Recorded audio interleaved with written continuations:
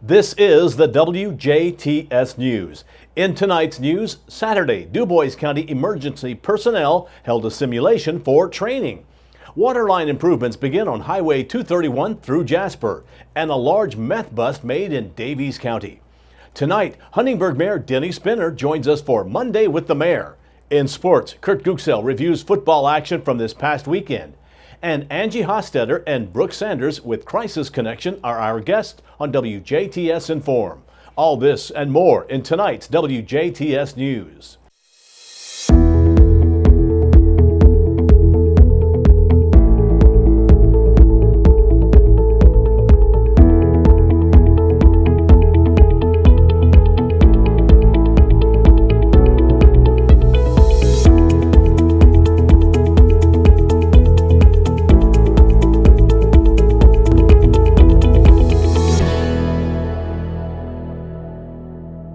Good evening, I'm Bill Potter with the WJTS News.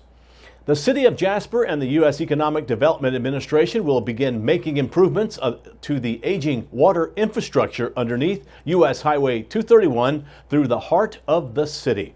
The objective is to replace approximately 13,000 linear feet of existing water lines that are, on average, 80 years old. Components of the project are waterline installation, pressure testing and chlorination of water lines, service line installation, and road repairs.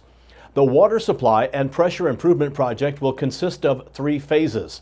The first phase in the water supply and pressure improvement project runs from the intersection of Bartley Street and U.S. Highway 231 going east to the intersection of Clay Street and U.S. 231.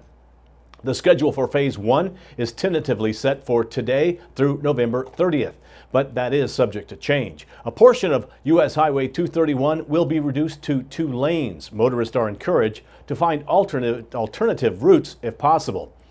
Phase 2 will see the project resume along 2nd Street from Clay 1 block to Newton and will continue north along Newton Street to 15th Street before going east 1 block to Main at Springs Valley Bank. The third and final phase will stretch along 231 and Newton Street from Matthew Lane just north of the Water Tower to 30th Street and Northwood Avenue before continuing east on 30th Street to Lotus Avenue, or Lotus Drive that is.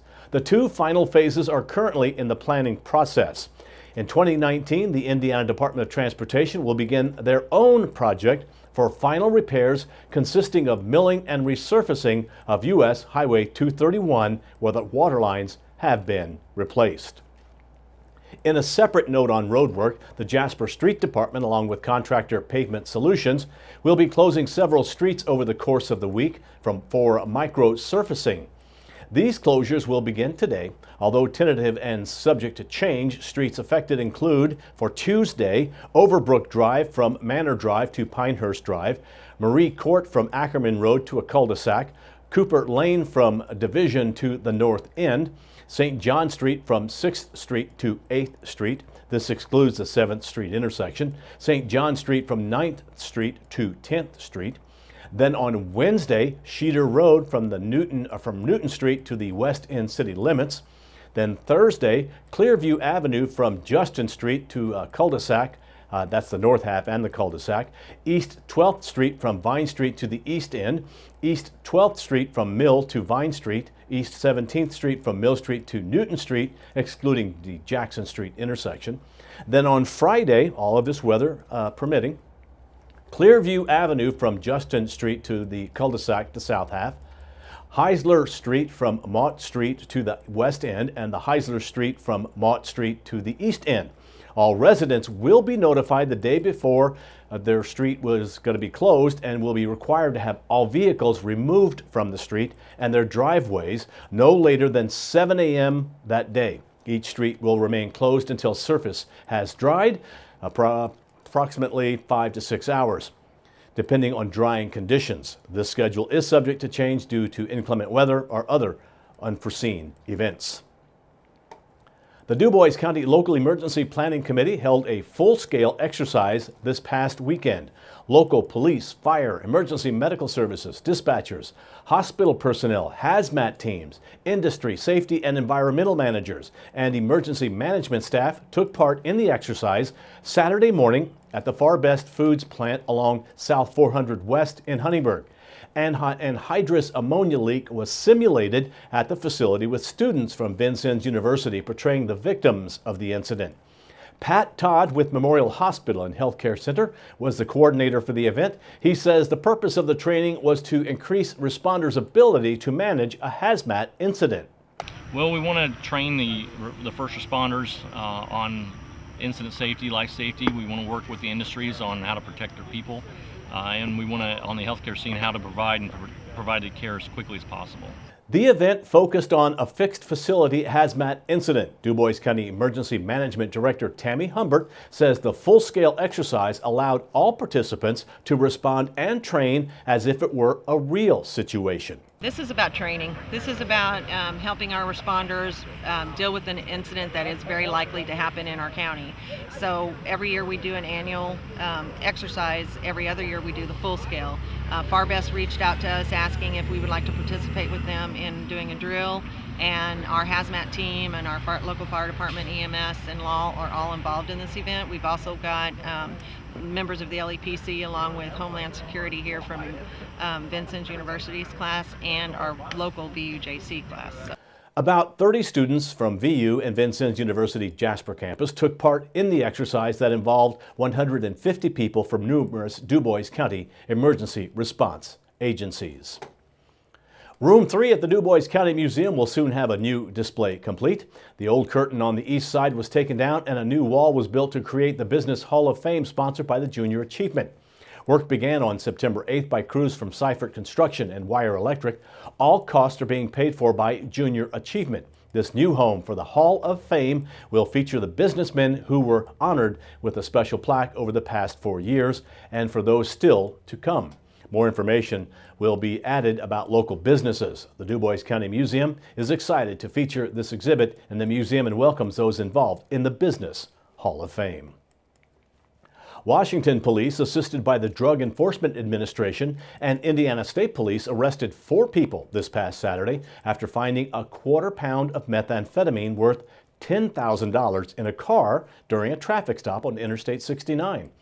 The department's K-9 Drago alerted officers to the presence of drugs in the vehicle. In addition to methamphetamine, police found Schedule 2 and 4 controlled substances and paraphernalia.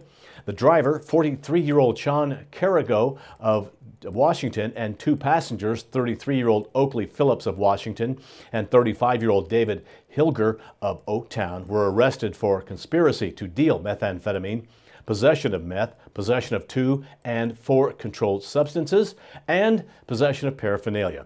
Phillips was also arrested on a misdemeanor warrant out of Knox County.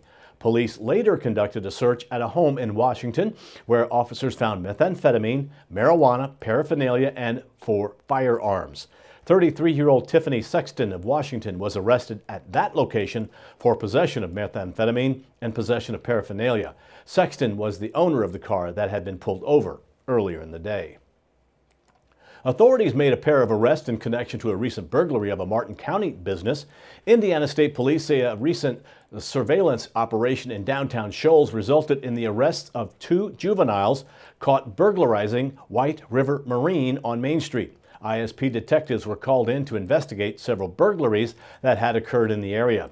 Both juveniles were taken to a juvenile detention facility. Former charges are expected to be filed by the Martin County Prosecutor's Office this week. A fallen Daviess County firefighter was one of 5 from Indiana honored at the National Fallen Firefighters Memorial Service. 27-year-old Kendall Murphy of Montgomery, was recognized at the event held in Emmitsburg, Maryland at the National Fire Academy. In all, 80 firefighters who died in 2017 were honored and remembered. Murphy died in the line of duty last year at the scene of a crash along Old Highway 50 just west of County Road 100 South. Murphy was struck and killed by a pickup driven by a fellow volunteer firefighter. Firehouses and other buildings were lit up in the yearly remembrance known as Light the Night for fallen firefighters. The Montgomery Fire Station and the Murphy home were part of that lighting.